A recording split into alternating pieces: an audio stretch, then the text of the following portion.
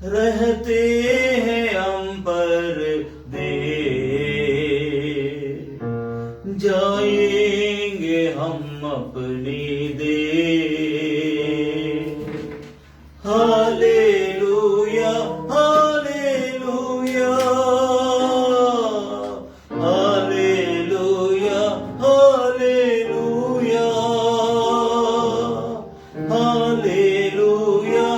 Hallelujah hallelujah hallelujah. सियोन देश हमारा है देश, रहते हम पर देश, जाएंगे हम अपने देश। एक बार और मिलकर के गाएंगे, सियोन देश हमारा है देश, रहते हम पर देश, जाएंगे हम अपने देश। ऊंचे सुरों से hallelujah hallelujah hallelujah hallelujah hallelujah hallelujah hallelujah hallelujah. सियोन देश हमारा है देश, रहते हम पर देश, जाएंगे हम अपने देश। मन लगाए यहाँ, जाना है हमको वहाँ। मन लगाए यहाँ, जाना है हमको वहाँ। यहाँ के सुखों का अंत होगा, यहाँ के सुखों का अंत होगा, वहाँ के सुखों का अंत न होगा, वहाँ के सुखों का अंत न होगा। सियोन देश हमारा है देश, रहते हम पर देश, जाएंगे हम अपने देश। फिर से बोले हालेलुया। सियोन देश हमारा है देश, रहते हम पर देश, जाएंगे हम अपने। हाथों को उठाते हुए दिल से hallelujah hallelujah hallelujah hallelujah hallelujah hallelujah hallelujah hallelujah. आखिरी घड़ी गाएंगे, आएगा यीशु यहाँ,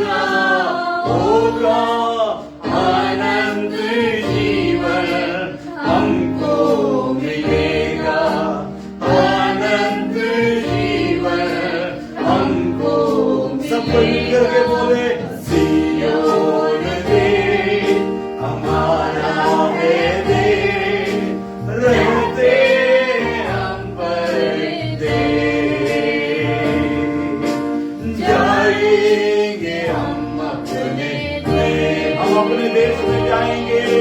सियोन देश हमारा है देश, रहते अंबर में, जाएंगे हम अपने देश। विश्वास के साथ गाए hallelujah hallelujah hallelujah hallelujah hallelujah hallelujah hallelujah hallelujah. सियोन देश हमारा है देश, रहते अंबर में, जाएंगे हम अपने देश, जाएंगे हम अपने देश, जाएंगे हम अपने देश। स्वर्गीय पिता परमेश्वर, आपके पुत्र प्रभु यीशु मसीह के सामर्थ्य नाम से इस सुबह के समय के लिए धन्यवाद करते हैं। हमें आशा है, जीवित आशा है, अनंत आशा है कि हमारा प्रभु आएगा, हमारे को इस धरती से अपने पिता के घर में ले जाएगा। उस विश्वास के साथ हमें जीने के लिए आपने अपने वचन के द्वारा हमें दृढ़ और मजबूत किया, उसके लिए धन्यवाद। और हमें तू लगातार जगा के रखता स्वामी, हम धन्यवाद करते हैं। तू लगातार यही चाहता है हमारे जीवन में कि हम जागते रहें और दूसरों को जगाते रहें।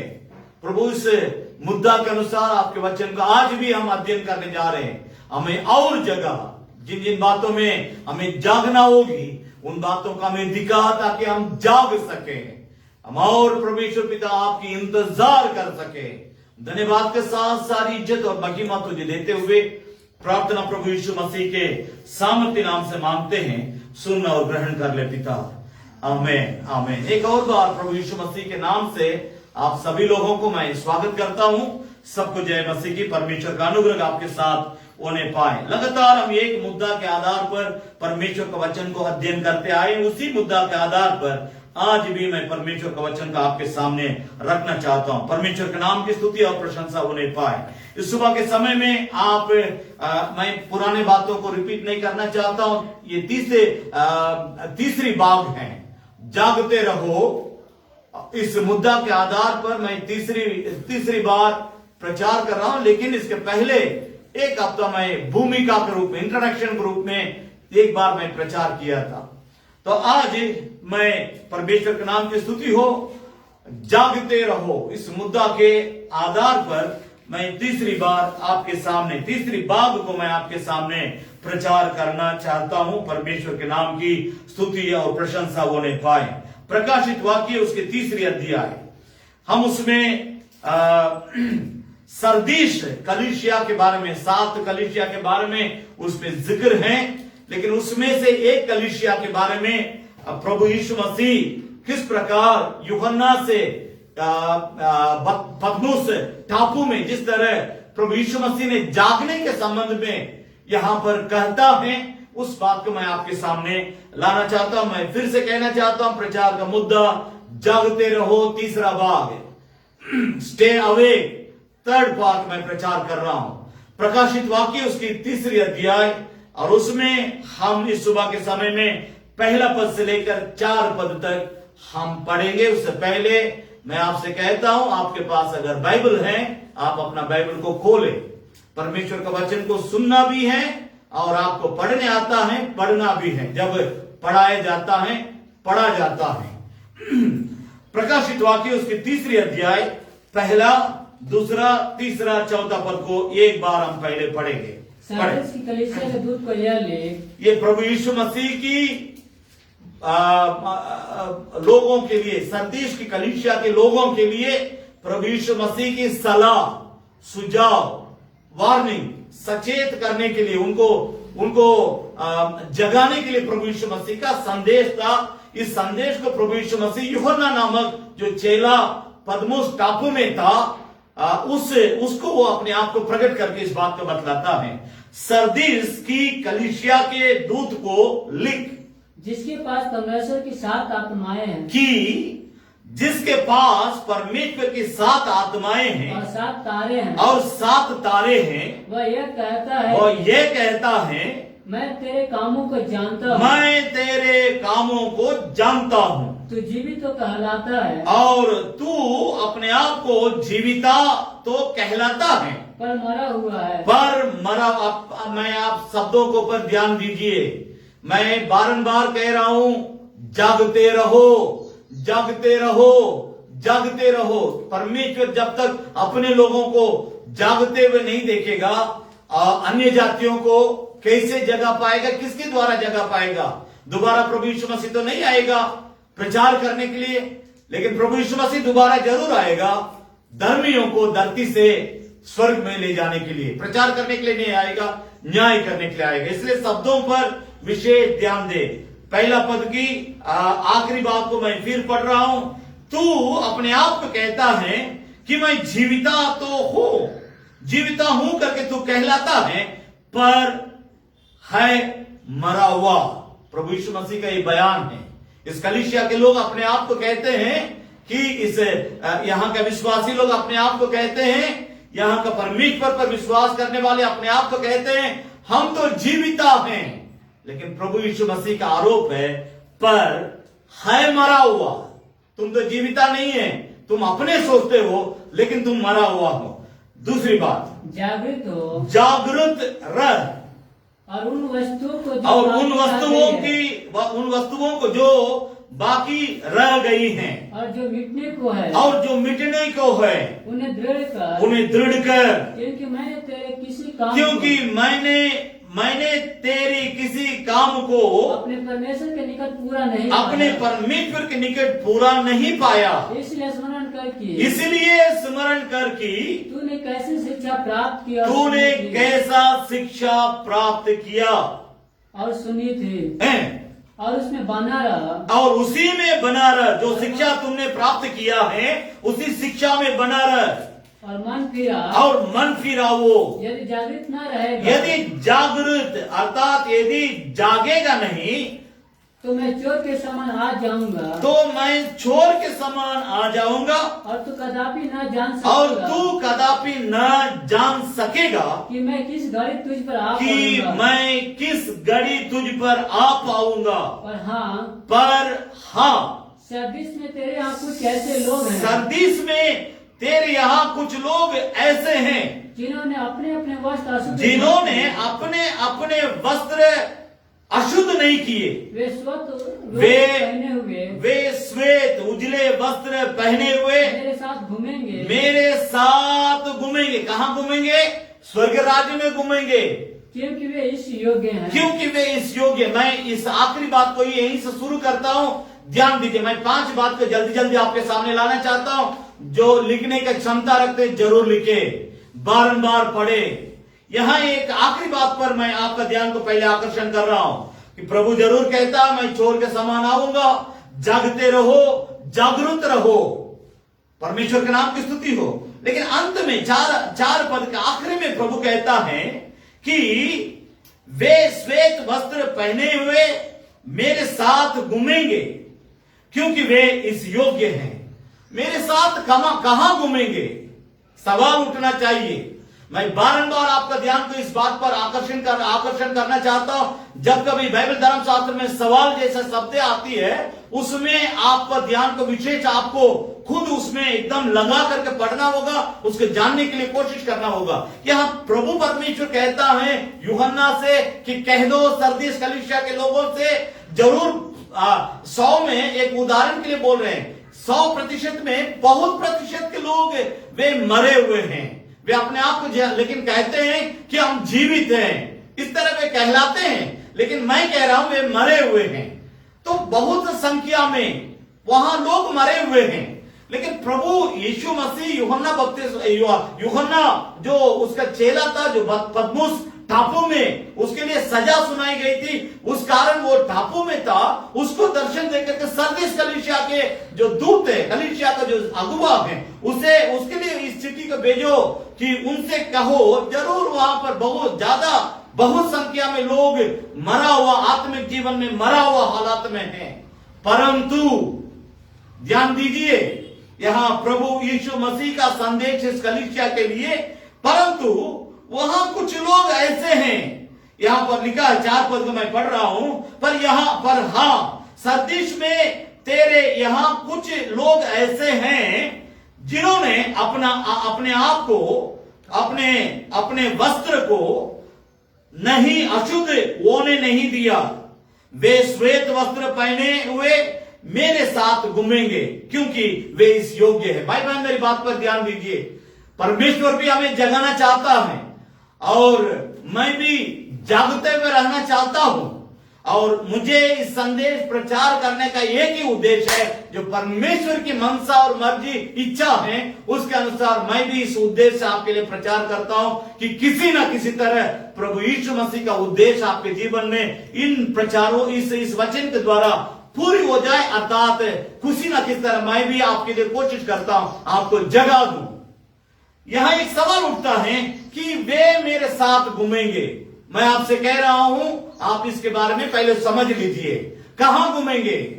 यहां स्वर्ग के बारे में जरूर बतलाया गया है, वे मेरे साथ घूमेंगे क्योंकि वे अपना वस्त्र को अशुद्ध नहीं किए। वस्त्र मतलब हमारा जीवन, हमने अपना जीवन को गंदा नहीं किया, हमने अपने जीवन को गंदगी नहीं किया, हमने अपना जीवन को समझौता करके अन्य जाति लोगों के साथ जब कभी मौका मिलता है समझौता करने के लिए, समझौता करके हम अपने जीवन को जैसे अशुद्ध करने के लिए कोशिश करते हैं। इनके बारे में यहां लिखा है, प्रभु परमेश्वर ने कहा वे अपना जीवन को अर्थात अपना वस्त्र को अशुद्ध नहीं किए, इसलिए वे मेरे साथ स्वर्ग में घूमेंगे। मैं आपको सीधे सीधे एक संदेश इस संदेश को प्रचार करने से पहले 5 बात को आपके सामने लाने से पहले मैं सीधे सीधे कह रहा हूं, अगर आप धरती में यीशु मसीह के साथ घूमेंगे, स्वर्ग में निश्चित रूप से घूमेंगे। मैं दोबारा रिपीट कर रहा हूं, ध्यान दीजिए, अगर आप इस धरती में प्रभु यीशु मसीह के साथ घूमेंगे, आपको बहुत लोगों को कोई साथ में नहीं है तो एकदम फीका फीका लगता है, तो आपका मन इस तरह मन में आता है, अगर 4 आदमी रहता हम लोग बैठ करके काश गप करते। ये गप करने का समय नहीं है, ये मनोरंजन का समय नहीं है, ये दुनिया के पापों में उलझे रहने का समय नहीं है, ये अन्य बातों के लिए जो मसीह यीशु जिन बातों से नफरत करता उन बातों को करने का समय नहीं है, सीधे सीधे समय है। ये समय हमें परमेश्वर के साथ रहने का समय है। इस धरती में परमेश्वर के साथ जो है, इस धरती में जो प्रभु यीशु के साथ रहेंगे, यीशु के साथ घूमेंगे, यीशु के साथ चलेंगे, वे निश्चित रूप से प्रभु यीशु मसीह ने कहा मेरे साथ स्वर्ग में घूमेंगे। हाथ उठा के एक बार जोरदार हालेलुया बोले, हालेलुया। प्रभु के नाम की स्तुति और प्रशंसा होने पाए। ये इस संदेश का बुलसाई यानी निचोड़ बात है, इस संदेश का बहुत गंभीर बात है, इसलिए मैंने इसको पहले आपके सामने रख दिया। अब ध्यान दीजिए, मैं आपसे कहना चाहता हूं प्रभु यीशु मसीह किस बात पर जोर देता है। दूसरी पद, जागृत रह और उन वस्तुओं की जो बाकी रह गई है और जो मिटने को थी उन्हें दृढ़ कर, क्योंकि मैंने तेरी किसी काम को लिखा है, मैंने तेरी किसी काम को अपने परमेश्वर के निकट पूरा नहीं पाया। भाई बहन मेरी बात पर ध्यान दीजिए, बारंबार प्रभु यीशु मसीह एक संदेश सुनाता है, मैं चोर के समान आऊंगा। परमेश्वर का न्याय का समय वैसे ही है, वो खुलेआम जरूर आएगा लेकिन अचानक आएगा। केवल पिता परमेश्वर का वो दिन मालूम है, ना प्रभु यीशु मसीह का मालूम है, ना स्वर्गदूत गणों का मालूम है, ना प्रेरित लोगों का मालूम है, ना इस संसार में रहने वाले दिग्गज से भी दिग्गज सेवक को मालूम है, किसी को नहीं मालूम है। भाई बहन मेरी बात पर ध्यान दीजिए, क्यों इस बात को परमेश्वर छिपा कर रखा है। अगर किसी को वो प्रकट करता सब कोई उस दिन ठीक हो जाते, तो परमेश्वर वो नहीं चाहता है, गलत लोगों को स्वर्ग में नहीं ले जाना चाहता। सीधा संदेश, बात पर ध्यान दीजिएगा। गलत लोगों को, पापियों को, अपराधों को, गुनहगारों को, जो परमेश्वर की इच्छा के अनुसार जीना नहीं चाहते, जो परमेश्वर को वो कान लगाना नहीं चाहते, जो परमेश्वर के शब्दों को सुनना नहीं चाहते, जो परमेश्वर के वचन के अनुसार जीना नहीं चाहते, उनके लिए स्वर्ग में जगह नहीं है। इस बात को वो इस तरह कहता, मैं चोर के समान आऊंगा, ताकि कोई गलत लोग स्वर्ग राज्य में उस दिन रंग में आकर के घुसने के प्रवेश ना करे। भाई बहन, ये खतरनाक संदेश है, इस पर ध्यान दीजिए। मैं आपको 5 बात को जल्दी आपके सामने लाना चाहता हूं। मैं फिर से कह रहा हूं, तीसरा पद को भी पढ़ेंगे। प्रकाशित वाक्य 3 अध्याय 3 पद है। इसलिए स्मरण करके स्मरण कर कि तूने कैसे शिक्षा प्राप्त, तूने किस रीति से शिक्षा प्राप्त किया है और सुने थे और उसमें बना रहा, और उसी शिक्षा में बना रहा। देखिए, मैं बार बार कह रहा हूं कि हम उस दिन रंग बदल नहीं सकते। जैसा रंग में हम अभी हैं, इसी तरह हम उस दिन जाएंगे, परमेश्वर के सामने खड़े होंगे। इसीलिए वो चोर के समान आना चाहता। जैसा शिक्षा तुमने प्राप्त किया है, उसी शिक्षा में बने रह और मन फिराओ। यदि तू जागरूक न रहेगा तो मैं चोर के समान आ जाऊंगा, और तू कदापि न जान सकेगा कि मैं किस घड़ी तुझ पर आ पाऊंगा। ध्यान दीजिए भाई बहन, मैं 5 बात को बतला रहा हूं, ध्यान दीजिए। Number 1, warning to the wicked. इसका मतलब ये हुआ कि दुष्टों के लिए चेतावनी।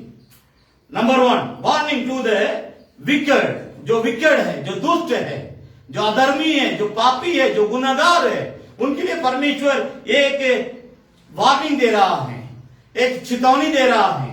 चिता करके उनसे बात करना चाहता है कि सुधर जाओ, मन फिरावो, तो बदल जाओ, तुम अपना काम धंधा छोड़ दो। इस प्रकार परमेश्वर बातचीत करना चाहता है। यशायाह भविष्यद्वक्ता की पुस्तक उसका 58वां अध्याय, ध्यान दीजिएगा। यशायाह भविष्यद्वक्ता की पुस्तक उसका 58वां अध्याय, उसमें हम पहला पद को पढ़ेंगे। 58 का एक पहले पढ़ेंगे। मैं फिर, देखिए आप कंफ्यूज मत होइए, इसलिए मैं फिर बोल रहा हूं। मैं 5 बात को बोलूंगा। जब मैं अभी पहला बात को बोल रहा हूं, जब मैं दूसरा बात बोलूंगा तब मैं नंबर बोलूंगा, ये दूसरा बात करके। तो अभी मैं पहली बात को बोल रहा हूं, वार्निंग टू द विकेड, दुष्टों के लिए चेतावनी।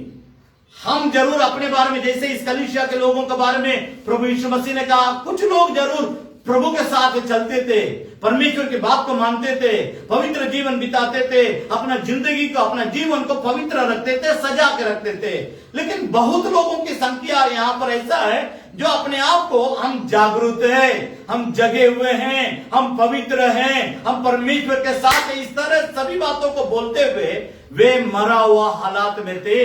परमेश्वर और उनके बीच की जो रिश्ता थी वो टूटी हुई थी। बाहर उनकी दृष्टि में, उनके लिए वो अच्छा लगा, मैं सही हूं, लेकिन परमेश्वर की दृष्टि में परमेश्वर ने उनको पर सीधे सीधे आरोप लगाया कि तुम तो मरा हुआ हालात में है। तुम कैसे कहते हो अपने आप को मैं जागरूक हूं, मैं जगा हुआ हूं। मैं फिर से कह रहा हूं, प्रचार का मुद्दा जागते रहो, स्टे अवेक, जागते रहो। ध्यान दीजिए, मैं इसमें पहला बात को मैं बोल रहा हूं, वार्निंग टू द विकेड, दुष्टों के लिए चेतावनी। नंबर 1, इसमें यशायाह भविष्यद्वक्ता की पुस्तक उसका 58वां अध्याय पहला पद पढ़ेंगे। गला खोल कर पुकार, गला खोल कर, हे दुष्ट, गला खोल कर पुकार, कुछ न रख छोड़, कुछ न रख छोड़, नरसिंगे का सा ऊंचा शब्द कर, मेरी प्रजा को उसका अपराध अर्थात याकूब के घराने को उसका पाप जता दे। नहीं, एक सिर्फ ध्यान दीजिएगा, मेरी बात पर ध्यान दीजिए। मैं फिर से कह रहा हूं, ये अन्य जाति नहीं है, इजरायलियों के बारे में यहां लिखा हुआ है। याकूब, बाइबल धर्मशास्त्र बतलाती है, याकूब के घराने को उसका पाप जता दे। दुनिया अंत होने जा रही है, हम अंतिम समय में पहुंच गए। अभी मीठे मीठे बात करने का समय नहीं है, अभी तेल साबुन लगा के प्रचार करने का समय नहीं है। मैं आपसे कह रहा हूं, सुलेमान ने इतना बड़ा ज्ञानवान व्यक्ति था, उसने लिखा था कि खुला डांट गुप्त प्रेम से उत्तम है। आपसे अगर कूल करके आपको डांटता है, उसका पैर पकड़ करके उसका धन्यवाद दीजिए, क्योंकि वो व्यक्ति आपसे प्यार करता है। आज का प्रचार भी ऐसा होना चाहिए। आज परमेश्वर क्या चाहता है, लोग अपने आप को अपने दृष्टि में हम एकदम बिल्कुल सही समझते हैं, लेकिन प्रभु कहता तुम समझते हो अपने आप को जागने के जैसे, लेकिन मैं कह रहा हूं तुम तो मरा हुआ है। तो उसी वचन का हम प्रकाशित वाक्य 3 अध्याय में पढ़े थे। लेकिन यहां पर मैं दुष्ट के लिए एक मौका दिया जा रहा है कि किस तरह तुम अपने दुष्टता छोड़ सकते हो। छोड़ने के लिए परमेश्वर रास्ता दे रहा, वार्निंग टू द विकेड, दुष्ट के लिए चेतावनी, और उसको बचने के लिए रास्ता भी प्रभु बताता है। क्या लिखा है, गला खोल कर पुकार, कुछ न रख छोड़। इसका मतलब कुछ न रख छोड़ मतलब सभी पापों के लिए मन फिराओ, सभी पापों को खोल करके मेरे सामने बोलो। 90 बोल दिया, 10 को कहीं छुपा करके रखा है दिल के अंदर, वैसा नहीं, खोल करके पुकार और कुछ ना रख छोड़।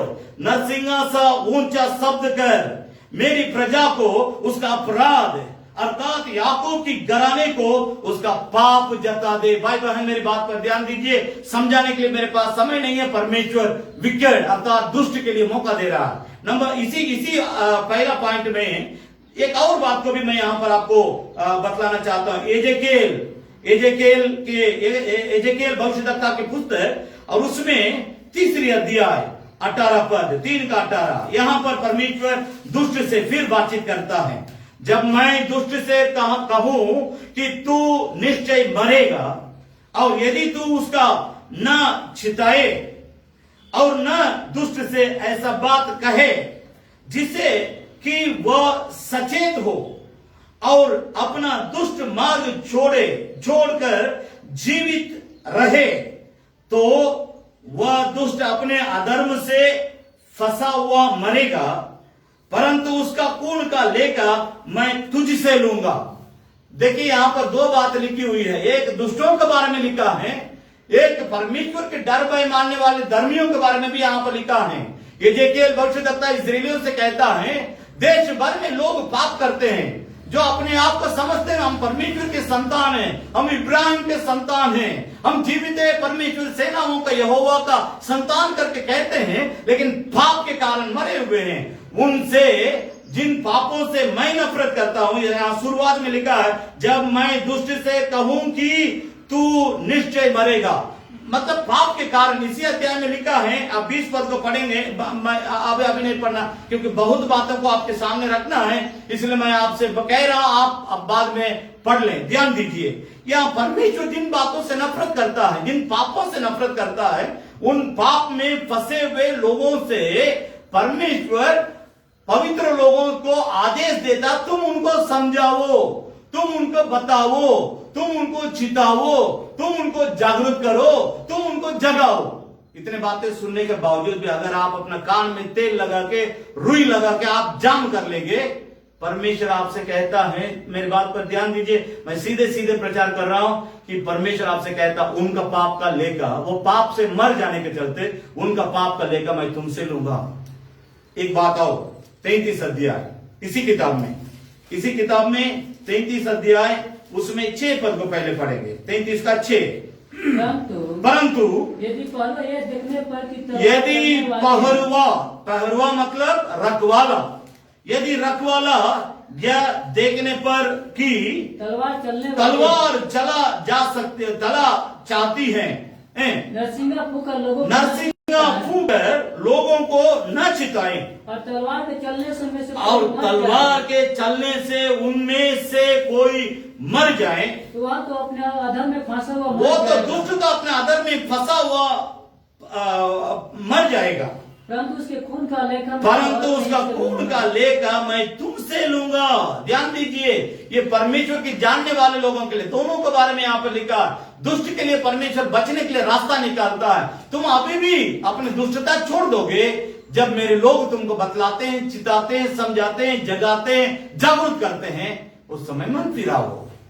राइट, इसी में 9 पद को पढ़ेंगे। एक और बात, वार्निंग टू द विकेड, दुष्टों के लिए एक चेतावनी परमेश्वर की ओर से।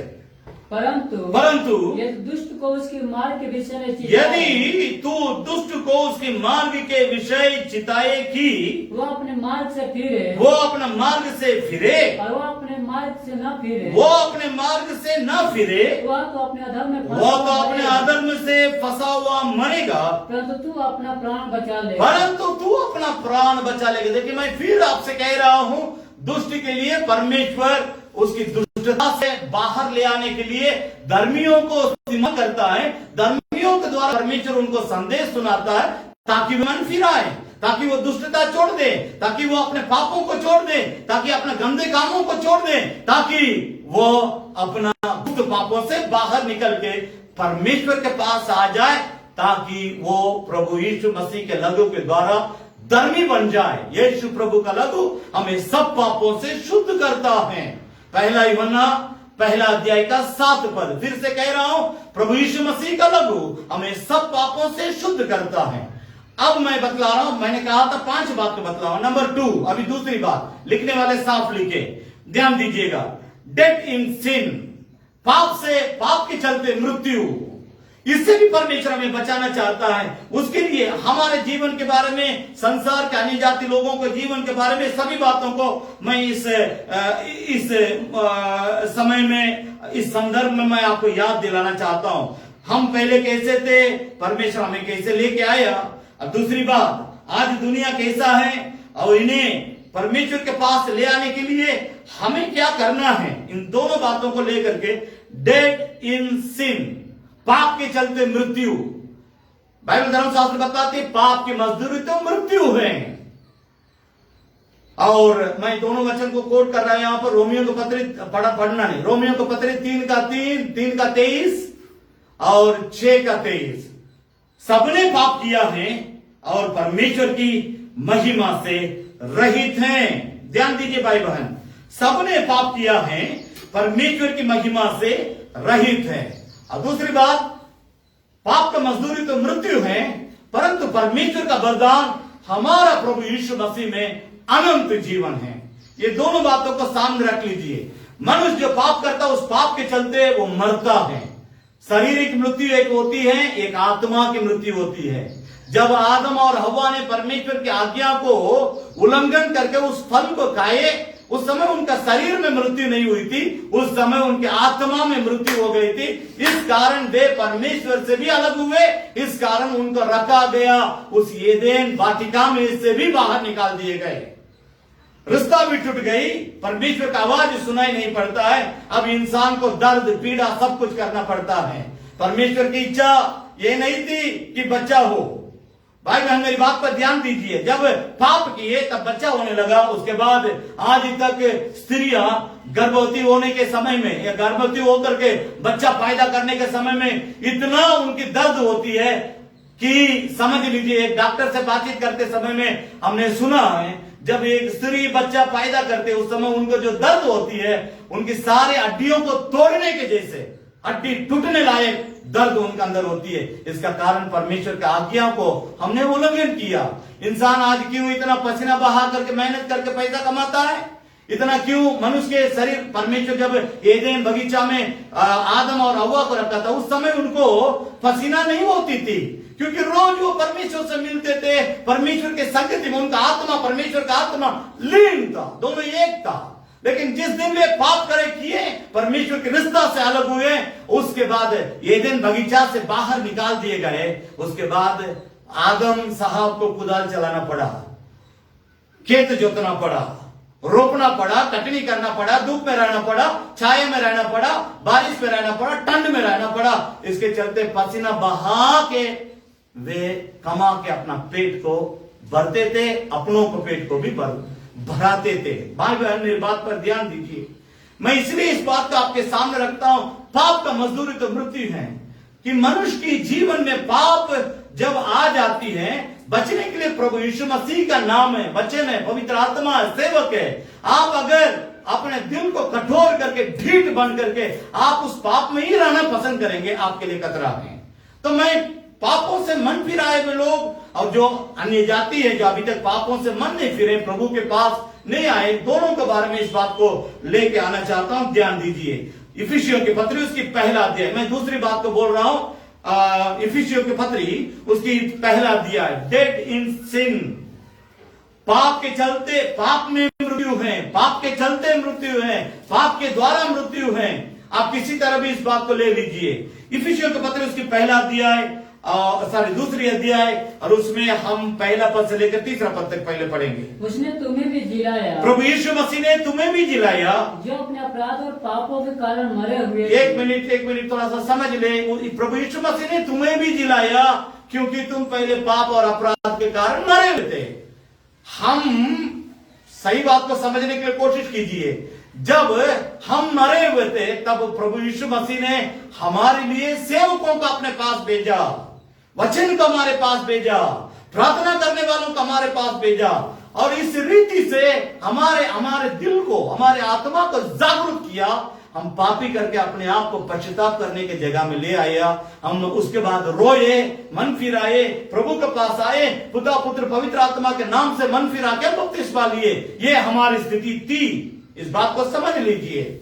लेकिन इस समय में यहां आने के बाद, प्रभु के पास आने के बाद, आप जो उस परिस्थिति में है उनका आप भूलने की कोशिश ना करें। जो लोग पाप के चलते मरे हुए हैं, तो उस विचार के साथ इस वचन को पढ़ेंगे। दूसरा अध्याय पहला और दूसरा तीसरा पद है। और उसने, प्रभु यीशु मसीह ने तुम्हें भी जिलाया, जो अपने अपराधों और पापों, जो अपने अपराधों और पापों के कारण मरे हुए थे, जिनमें तुम पहले संसार की रीति पर, जिनमें तुम पहले संसार के रीति पर, प्रकाश के अधिकार के हाकिम, अधिकार,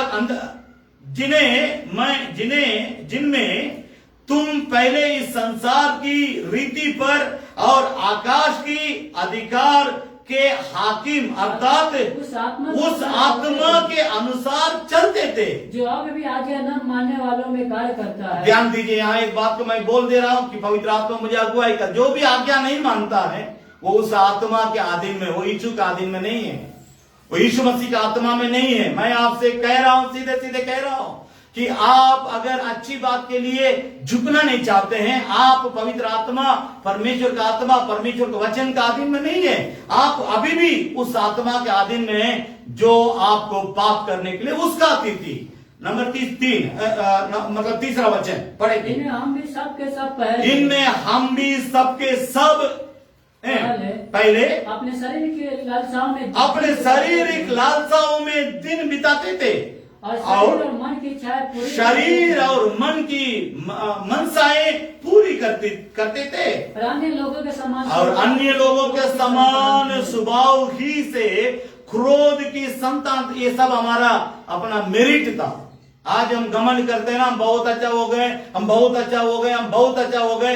आपकी इतिहास, आपका काता खेसरा रकबा यहीं पर है। आप इतने ही थे, मुझे भी लेकर के मैं बोल रहा हूं। दुनिया के हर किसी को जो प्रभु में है, सबको लेकर के मैं बोल रहा हूं। ध्यान दीजिए, जितना अपने बारे में सोचना उससे ज्यादा अपने बारे में सोचिए मत, इससे घमंड होगी, सिर बहुत बड़ा हो जाएगा।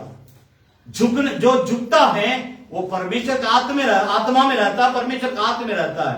जो झुकता नहीं है, गलत बातों के लिए जब अपने दिल में जगह देता है, इसका मतलब वो पुराना आत्मा उनका अंदर कार्य करता है, जो उनको पाप करने के लिए, परमेश्वर से अलग रहने के लिए, वचन पढ़ने से रोकने के लिए, प्रार्थना करने से रोकने के लिए, पाप करने के लिए उस्काने वाला जो आत्मा उनका अंदर काम करता था, वो आत्मा अगर आप इस प्रकार हैं, आप अंदर कार्य करता। मैं आपसे कह रहा हूं कि आप सावधान हो जाइए। आप इन बातों से बचने के लिए अपने जीवन को प्रभु का आपने सौंपिए। राइट, हम 4 पद को पढ़ेंगे। परंतु परमेश्वर ने जो दया का धनिक है, अपने उस बड़े प्रेम के कारण, जिससे उसने हमसे प्रेम किया है, जब हम अपराधों के कारण मरे हुए थे, तो हमें मसीह के साथ जिलाया, अनुग्रह ही से तुम्हारा उद्धार हुआ है, ना आपके सोने चांदी। पहला अध्याय पहला पत्रस, बाद में पढ़ लीजिए, अभी समय नहीं है। वहां ना चांदी, ना बहुमूल्य वस्तुओं से, ना आपकी पढ़ाई से, ना आपकी पैसा से, ना आपकी नौकरी से, इतना तक बोल रहा, ना आपकी जाति से आपका पाप से उद्धार हुआ है। इसका एक ही एक कारण, परमेश्वर दया का धनी है। 4 पद को मैं पढ़ रहा हूं। परंतु परमेश्वर ने जो दया का धनी है, अपने उस बड़े प्रेम के कारण जिससे उसने हमसे प्रेम किया है, उसी के द्वारा हमारा उद्धार हुआ है। इसलिए जब कभी आप अन्य जातियों को देखते हैं, अपने आप को सुपीरियर मत समझो। जिस कीचड़ से आप और हम निकल के आए हैं, उसको कभी नहीं बोलना जब तक स्वर्ग नहीं जाएंगे या जब तक नहीं मरेंगे। बहुत लोग मसीह में आने के बाद रंग दिखाने लगते हैं। आप अपना सारी बातों को छोड़ दिए, रोज एक बार आप इस अध्याय के 1 से लेकर 5 पद तक पढ़ेंगे। दूसरे इफिसियों के पत्री 5 अध्याय 1 से लेकर 5 तक पढ़ेंगे, आपका सारा चर्बी पिघल जाएगी। आपको याद आएगा आपका काता क्या है, आपका केसरा क्या है, आपका रकबा क्या है, आपका चौहदी क्या है। मैं अपने बारे में बोल रहा हूं, मैं आपके लिए भी मिला करके बोल रहा हूं। रोज आप इस प्रकार, इस दृष्टिकोण से मसीह का वचन को आप देखेंगे, आपके अंदर घमंड कभी उत्पन्न नहीं होगा। मैं इसी बात के लिए एक और वचन को बोल रहा हूं। दूसरा कोरिन्थियों का पत्री उसकी 4 अध्याय 6 पद। दूसरा कोरिन्थियों उसकी 4 अध्याय 6 पद पढ़ेंगे।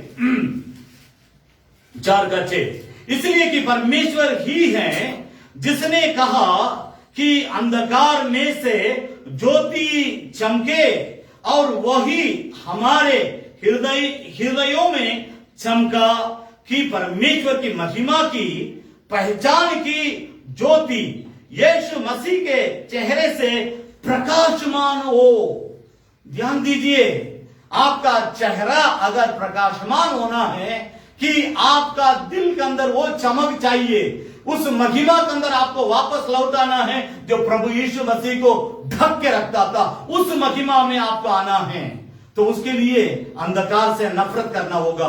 भाई बहन, मैं फिर से कह रहा हूं, डेड इन सिन, पाप के द्वारा मृत्यु, पाप में मृत्यु, पाप के द्वारा मृत्यु, इससे बचने के लिए आपको अंधकार से अलग होना पड़ेगा।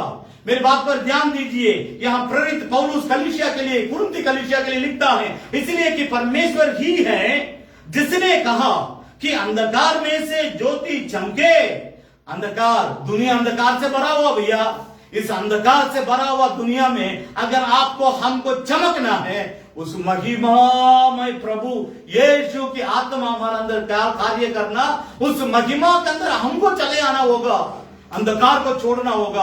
अंधकार से प्रीति नहीं, परंतु परमेश्वर की महिमा से प्रीति रख के हम उस मसीह यीशु के अंदर आ जाएंगे। तब बाइबल धर्मशास्त्र बतलाती है, और वही हमारा हृदय में चमका कि परमेश्वर की महिमा की पहचान की ज्योति से, यीशु मसीह के चेहरे से, परमेश्वर के नाम की स्तुति हो, कि यीशु मसीह के चेहरे से प्रकाशमान हो। इस बात पर समझते हुए मैं यहां एक और बात को भी जोड़ना चाहता हूं, ध्यान दीजिए। पहला यूहन्ना सुसमाचार की पुस्तक यूहन्ना उसका पहला अध्याय के 4 पद को पढ़ेंगे, उसके बाद 8 अध्याय का 12 पद को पढ़ेंगे। पहला अध्याय उसका 4 पद, उसमें अर्थात प्रभु यीशु मसीह में जीवन था, और वो जीवन मनुष्यों की ज्योति थी। मैं फिर से कह रहा हूं, ध्यान दीजिए। आप इस संसार अंधकार से भरा हुआ है। इस संसार में आपको अगर ज्योति बन करके जीना होगा, रहना होगा, पहले अंधकार अर्थात पाप से आपको नफरत करना होगा। उधर एक हाथ, इधर एक हाथ, यीशु मसीह के साथ एक हाथ, शैतान का एक हाथ आप पकड़ करके जी नहीं सकते इस संसार में। वो समय समाप्त हो गया है। न्यायकर्ता द्वार पर आके खड़ा है, किसी भी वक्त में आएगा। इस बात पर ध्यान दीजिए। इसलिए बारंबार मैं आज याद दिला रहा हूं, प्रभु यीशु मसीह का संदेश, मैं चोर के समान तुम्हारे बीच में आऊंगा।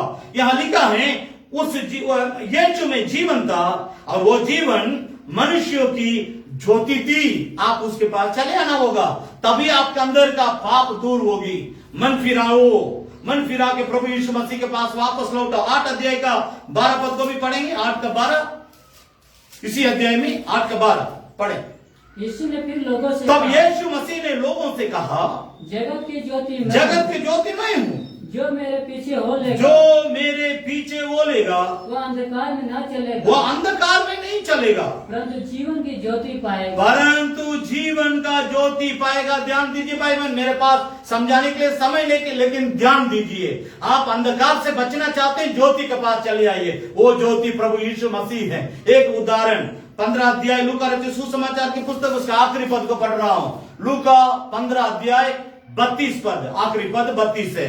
परंतु अब आनंद करना और मगन होना चाहिए, क्योंकि यह तेरा भाई अर्थात मेरा बेटा मर गया था, फिर जी गया, खो गया था, अब मुझे मिल गया। पिता कहता है अपना दूसरा बेटा, जो छोटा बेटा पिता से हिस्सा लेकर के भाग गया था अंधकार में, पाप में, गलत जिंदगी जीने के लिए, वो वापस लौट के आने के बाद पिता ने कहा कि अब आनंद मनाने के समय है, क्योंकि तेरा भाई अर्थात मेरा बेटा मर गया था, अब जी गया है, खो गया था, अब मिल गया है। भाई बहन, मैं आपसे पूछना चाहता हूं, आप अभी भी खोया हुआ हालात में हैं? अभी भी पाप में हैं? अभी भी अंधकार में हैं? अभी भी आप प्रभु यीशु से दूर हैं? आज आपसे परमेश्वर कहता है तेरा पाप तेरे अंदर मृत्यु को लाएगी, अर्थात परमेश्वर के साथ कोई रिश्ता नहीं रहेगा। उस रिश्ता को सही करने के लिए आज परमेश्वर के पास लौट आओ। नंबर 3 तीसरी बात को मैं बोल रहा हूं, रिपेंट, मन फिरावो। रिपेंट, मन फिरावो। हम पढ़ेंगे पहले प्रभु के नाम की स्तुति हो। मत्ती रचित सुसमाचार की पुस्तक उसके 3 अध्याय 2 पद है। ये यूहन्ना बपतिस्मा दाता का प्रचार, यीशु मसीह का नहीं है, यूहन्ना बपतिस्मा दाता का प्रचार है। वो क्या कहता है? मत्ती 3:2 पढ़वा रहे हैं, पढ़ेंगे। मन फिराओ क्योंकि स्वर्ग का राज निकट आ गया। क्योंकि स्वर्ग का राज निकट आ गया है। ध्यान दीजिए, इसी किताब में 4:17 प्रभु यीशु मसीह इसी प्रचार को करता है।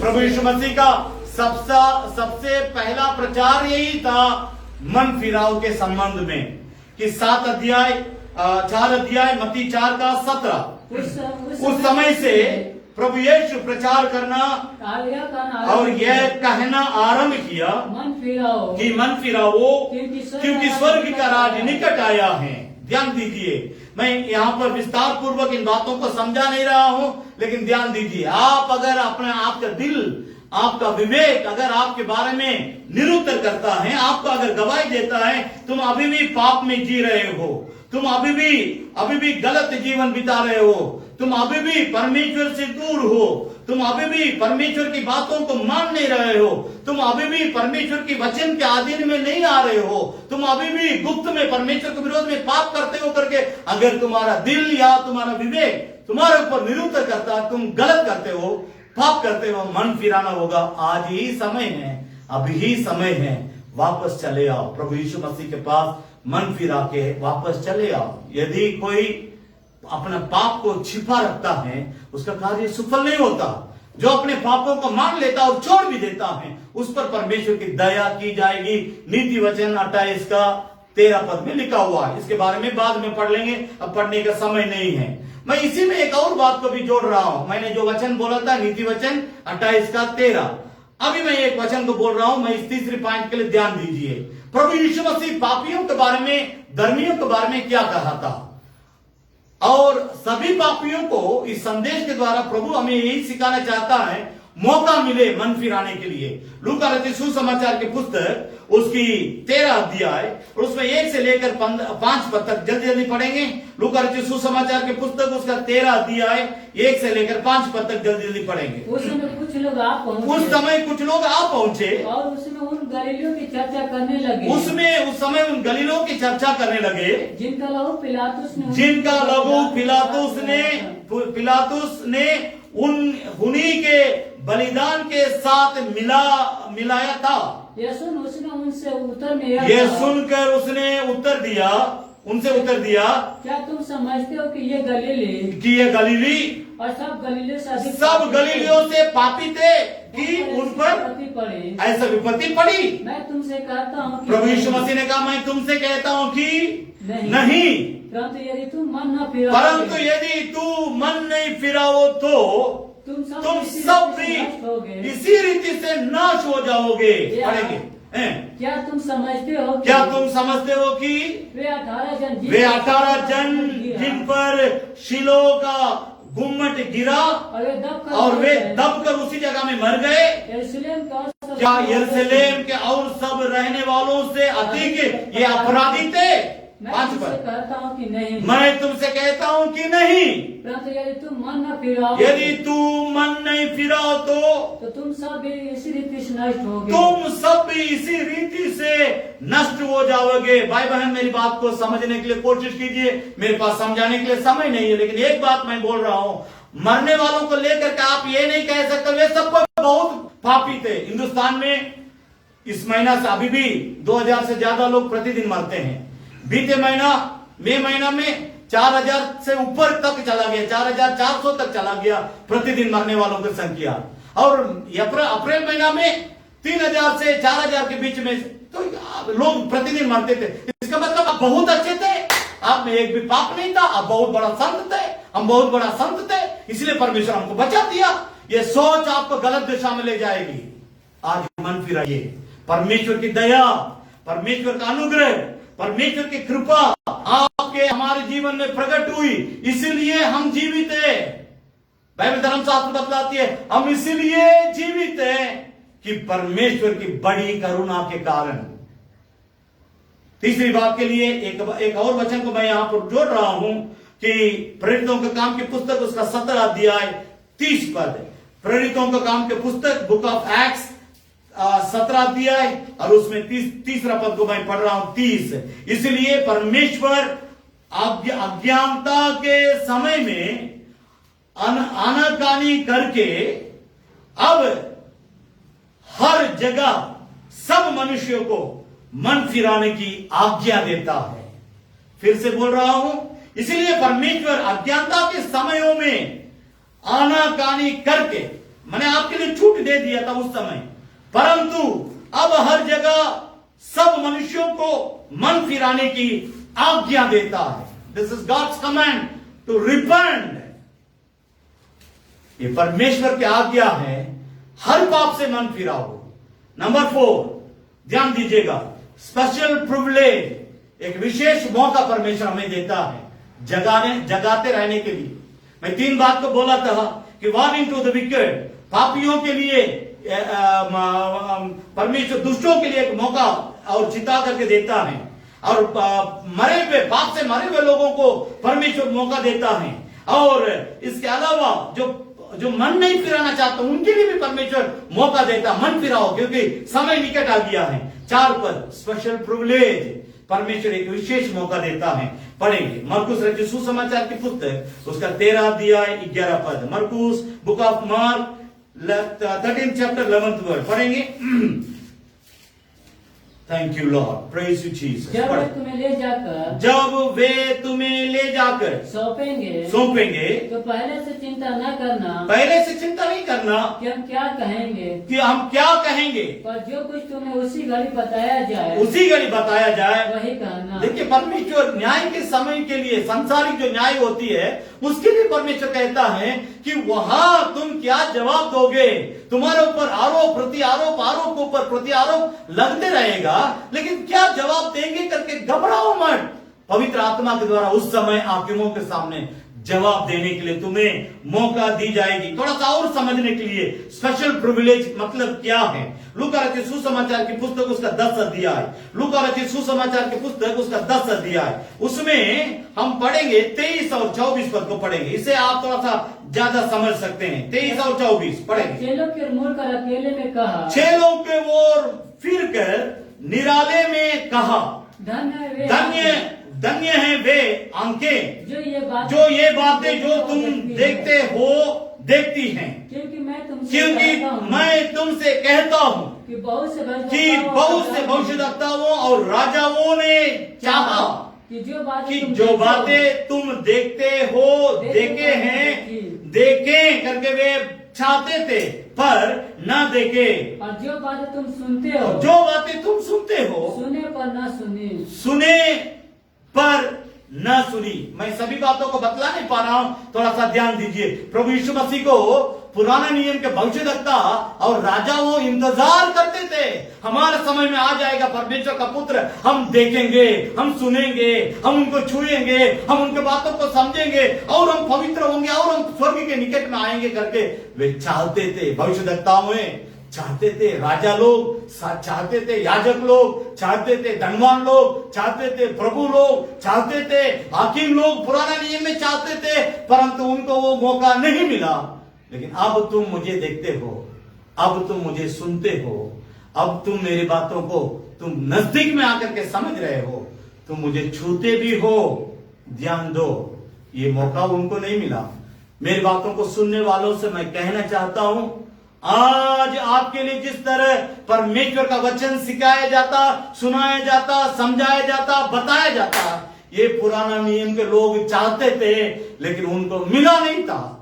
इसलिए मैं कह रहा हूं, स्पेशल प्रिविलेज फॉर यू, आपके लिए, इस संसार में रहने वाले, इस वक्त रहने वाले परमेश्वर के लोगों के लिए ये एक विशेष मौका है।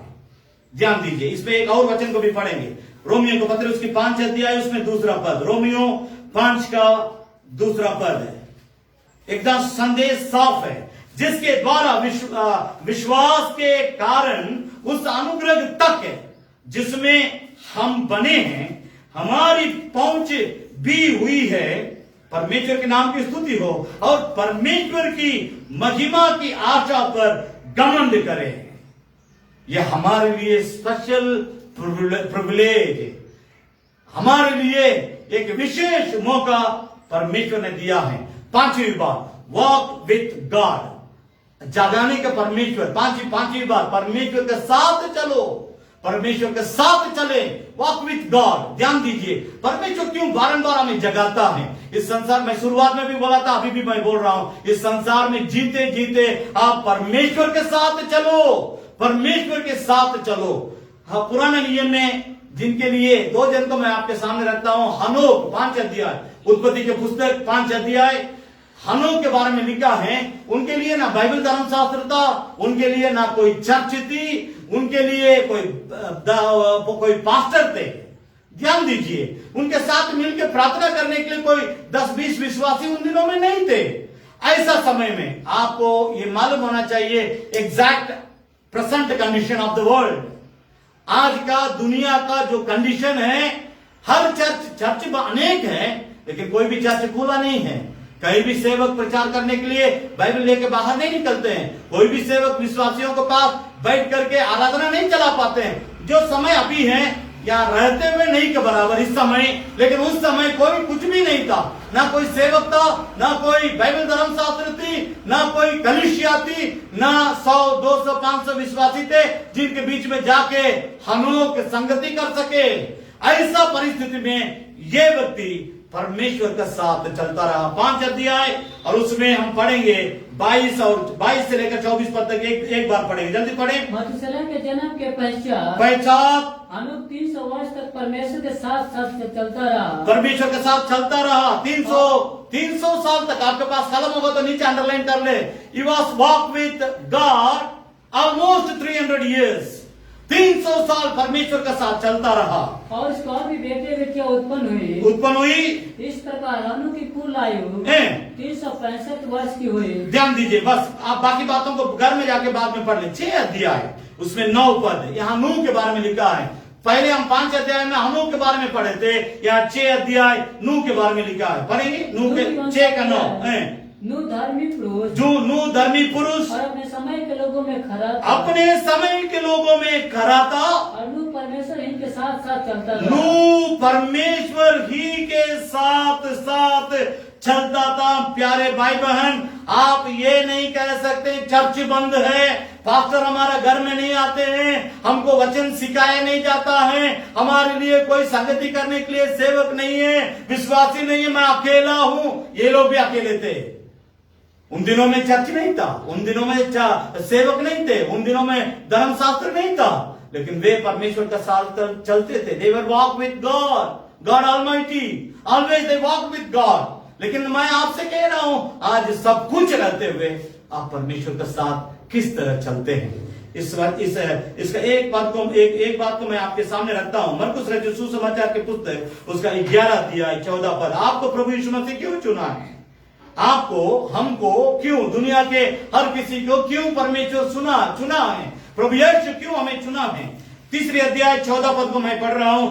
तब उसने अर्थात प्रभु यीशु मसीह ने 12 पुरुषों को नियुक्त किया कि वे उसके साथ साथ रहें। आपके पास कलम होगा तो नीचे अंडरलाइन कर ले। यीशु मसीह हमें क्यों चुना?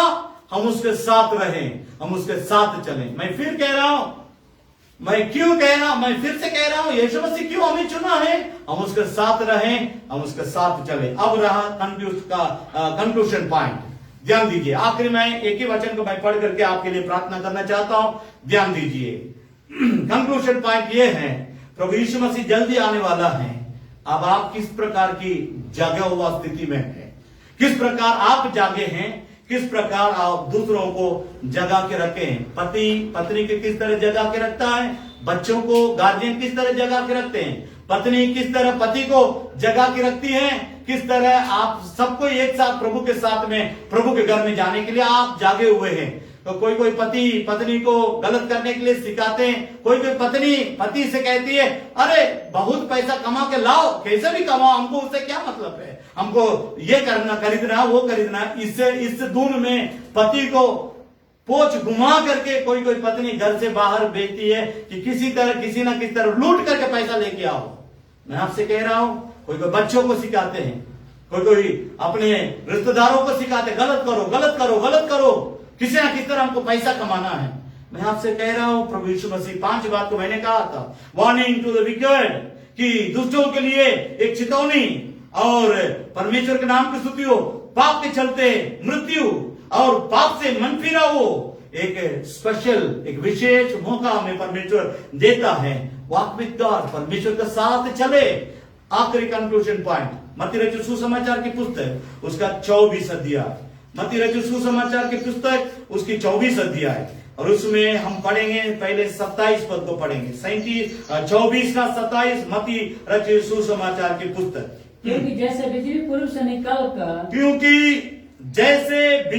पूरब से निकलकर पश्चिम तक चमकती जाती है, वैसे ही मनुष्य का पुत्र का भी आना होगा। 36 पद उसी अध्याय में।